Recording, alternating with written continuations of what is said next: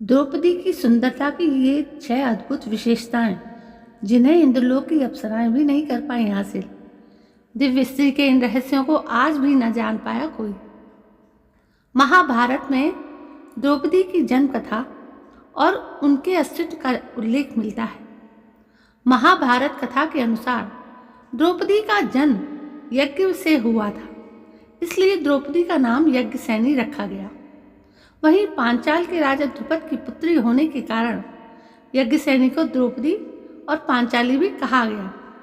सांवले रंग की वजह से द्रौपदी का एक नाम कृष्णा भी था।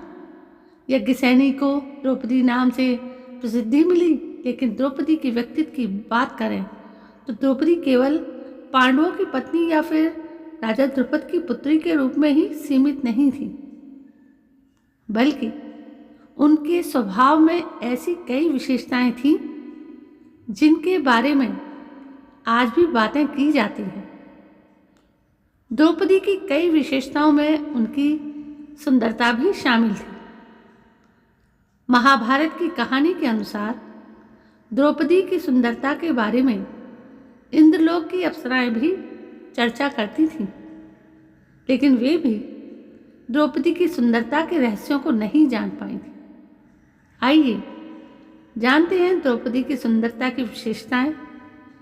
द्रौपदी की सुंदरता के ये 6 अद्भुत विशेषताएं जिन्हें इंद्रलोक की अप्सराएं भी नहीं कर पाई हासिल।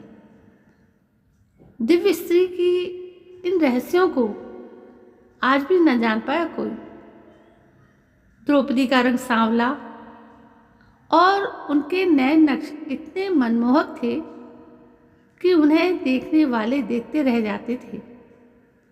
सांवले रंग के कारण द्रौपदी का नाम कृष्णा था। द्रौपदी राजा ध्रुपद द्वारा किए गए यज्ञ कुंड से उत्पन्न हुई थीं, इसलिए उन्हें यज्ञसेनी भी कहा जाता है। अग्नि से उत्पन्न हुई द्रौपदी के चेहरे पर इतना तेज था कि उन्हें देखने वाला कोई भी व्यक्ति उनसे प्रभावित हुए बिना नहीं रह पाता था। क्रोध में द्रौपदी का चेहरा अग्नि के समान और भी कांतिवान हो उठता था। महाभारत की कहानी के अनुसार द्रौपदी की काया सुंदर और कोमल थी। उनकी त्वचा किसी शिशु के समान कोमल थी, लेकिन जब द्रौपदी को क्रोध आता था या फिर बल की आवश्यकता होती थी तो कोमल द्रौपदी कठोर मांसपेशियों वाली यज्ञसेनी बन जाया करती थी। द्रौपदी को देवी काली का रूप भी माना जाता है।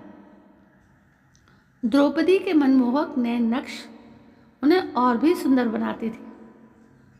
महर्षि वेदव्यास ने द्रौपदी को कौमार्य का वरदान दिया था। इसका अर्थ यह था कि द्रौपदी का शरीर हमेशा 16 वर्ष की कन्या की तरह ही नजर आता था।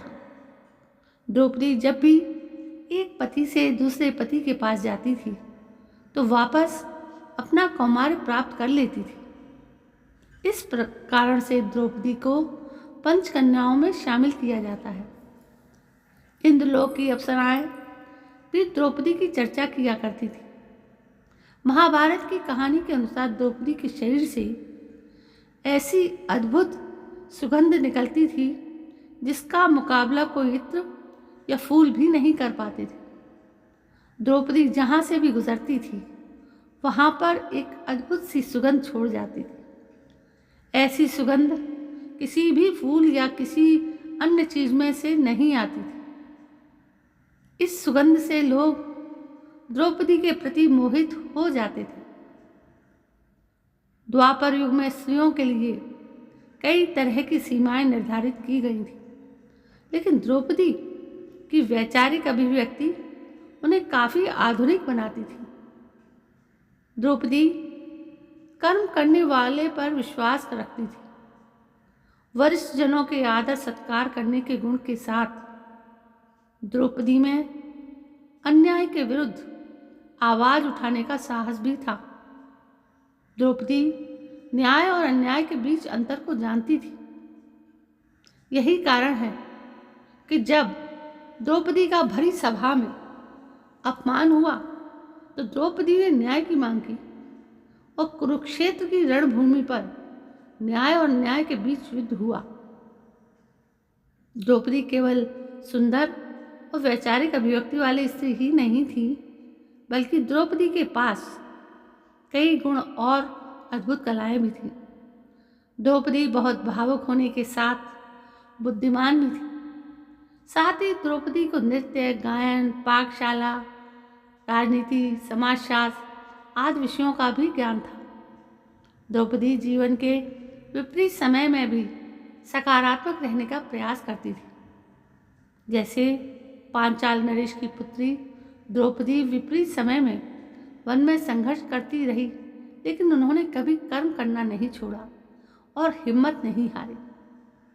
तो दोस्तों, ये थी द्रौपदी की एक आत्मकथा जो मैंने आपके सामने रखी। क्या आपको पसंद आई?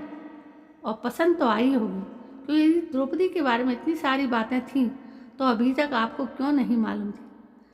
कोई बात नहीं, अब मालूम हो गई ना, तो मेरे इस चैनल को सब्सक्राइब करना ना भूलें। कल मैं फिर हाजिर होती हूँ एक नई कहानी के साथ, एक नए जोश के साथ। तब तक के लिए जय हिंद, वंदे मातरम।